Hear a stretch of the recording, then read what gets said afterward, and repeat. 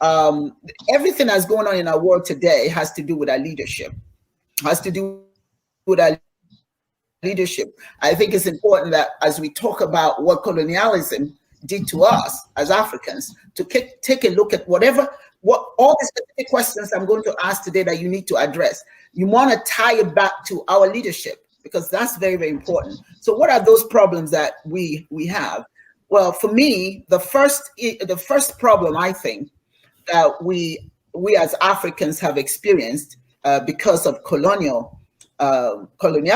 is economic. Okay, what economic impact did it have? So some of the principles that they have applied throughout Africa are relevant to the economic situation of Europe. Okay, not the nation's base, the topography of Africa. Okay, that type of economy that we have in place does not work.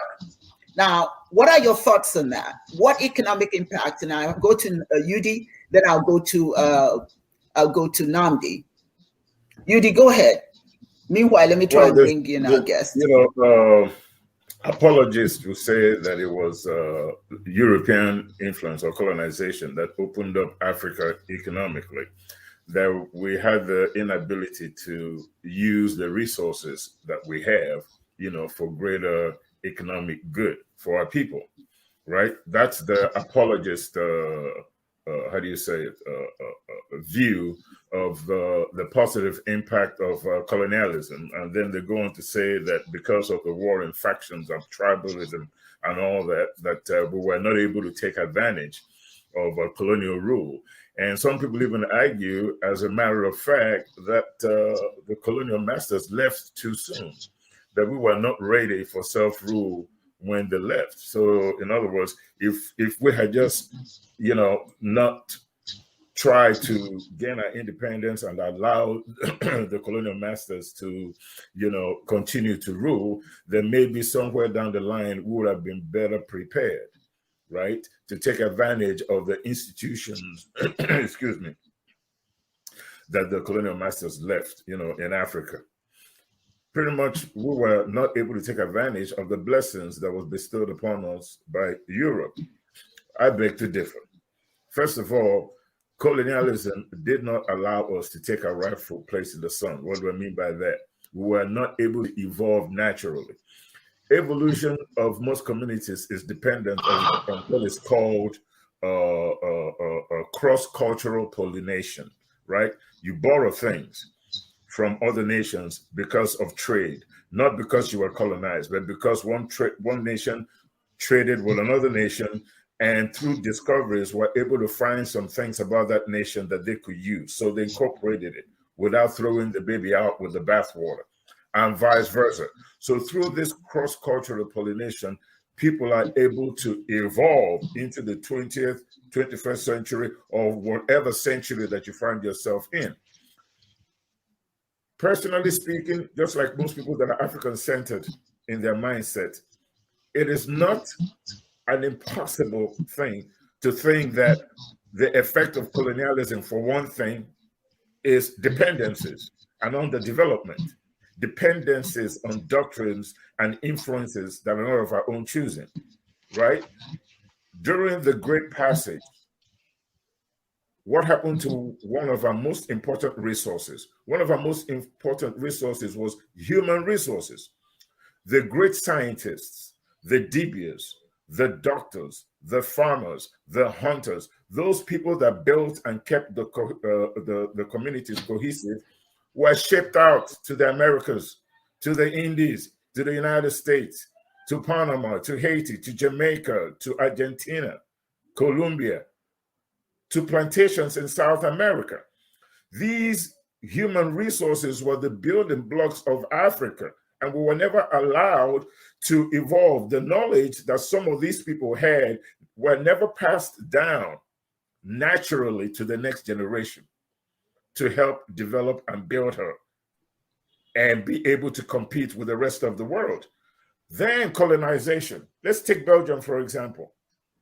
Congo is probably one of the richest nations in Africa or in the world when it comes to natural resources. Uranium, they have it all. Gold, timber. They got everything. Belgium exploited them. How did the Congolese benefit? By having 2 million people have their arms and legs amputated because they weren't working hard enough for the colonial master to meet the quota of production that the colonial master needed. How does 2 million people running around with no hands, with stumps for legs, how did that benefit the African? Exactly what it is it that the European did for the African that the African was not capable of doing for themselves? If we had engaged the process of cross-cultural pollination, which most countries do, Europe was trading with China, trading with Japan, trading for silk, vice versa. In South America, the same thing that's happening to South America, happening to Africa, is the same thing that is happening to South America. They were colonized. Eventually, the South Americans forgot that they had great empires like the Mayan Empire, the Aztec Empire, the Inca Empire. Everybody turned Catholic. We started to justify our worth by standards that are not of our own choosing. When you change a person's concept of God from them and supplant it with yours, they become stupid. Self-hatred. They justify their worth by standards that are not of their own choosing, and they become violent. And you could see that all over South America. You could see that all over Africa. We were not even able to keep up with the 21st century. I mean, 20th century, let alone the 21st. At least we did better in the 20th century because those Africans that fought for independence from Britain were still around. The Kwame Nkrumahs, the Patrice Lumumbas, the Jomo Kenyatta, even the Nelson Mandelas. These people were still around and were able, through a Pan-African mindset, build nations in Africa. They were competitive up until the proliferation of Protestantism. And somehow it ejected any sense of Pan-African mindset from us, where religious uniformity becomes non-existent. We don't stress communal responsibilities anymore. And some of those things that people like Marcus Garvey, Kwame Nkrumah were trying to imbibe on us to do, to be able to understand nation formation, nation management, and nation building and nation management is lost in us now. So in the end, when you look at Africa, look at South America, look at what's going on, exactly where do you see the benefit of colonialism right now?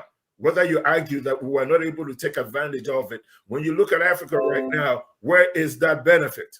Is it Boko Haram? What is it?